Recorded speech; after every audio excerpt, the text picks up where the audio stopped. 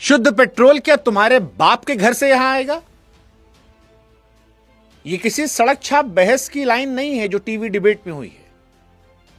ये रीवा के बीजेपी सांसद जनार्दन मिश्रा जी के शब्द हैं जो सीधे आपके बाप तक पहुंचे हैं। शुद्ध पेट्रोल तो बाप के यहां से है ही। और आपके बाप का कसूर जानते हैं क्या है? आपके बाप का कसूर यह है कि उनके बेटे यानी आपने मंत्री साहब से यह पूछ लिया कि साहब पेट्रोल में एथेनॉल मिला रहे हो तो हमारी गाड़ी माइलेज कम क्यों दे रही है? बस इतना ही सवाल था। और इतने सवाल पर आपके बाप आपके खानदान तक मंत्री जी पहुंच गए। चुनाव के समय हमारे देश में नेता कहते हैं कि मालिक हम जनता के नौकर हैं। जनार्दन मिश्रा जी जिस पार्टी से आते हैं उस पार्टी के प्रमुख अपने आप को जनता का सेवक बताते हैं, दिन रात कहते हैं कि जनता के लिए।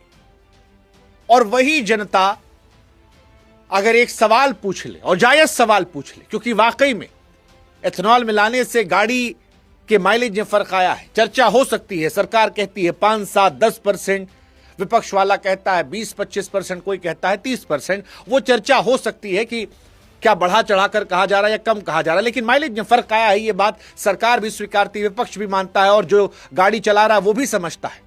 लेकिन इस सवाल पर तुम्हारे बाप साफ पेट्रोल देंगे, क्या ये ठीक बात है? मतलब हम मोदी जी से पूछेंगे कि मोदी जी जनता से कह देना कि तुम्हारे बाप साफ पेट्रोल देंगे, ये जो आपके मंत्री जी कहे हैं ये ठीक बात है? अगर नहीं ठीक बात है तो इनकी पार्टी की तो माई बाप आप ही है ना साहब, थोड़ा सा ध्यान दीजिए ना इनको। जैसे छोटा बच्चा लोग का कान ऐसे मरोड़ते हैं, थोड़ा देखिए ना। वैसे भी आजकल दिखने छपने का मध्य प्रदेश में गंदा बीमारी हो गया है। वो मोहन यादव जी वाला भी एक वीडियो आ रहा था जिसमें साइड से घुस घुस के लोग आते हैं, हमको फोटो खिंचवाना है।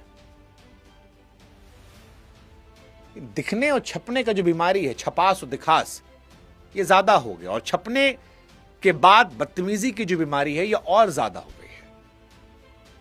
और ये बयान जानते हैं कहां पर आया? रीवा एयरपोर्ट पर हवाई सेवा के उद्घाटन के मंच पर। जहाज बाद में उड़ा, वहां पर जबान पहले उड़ गई।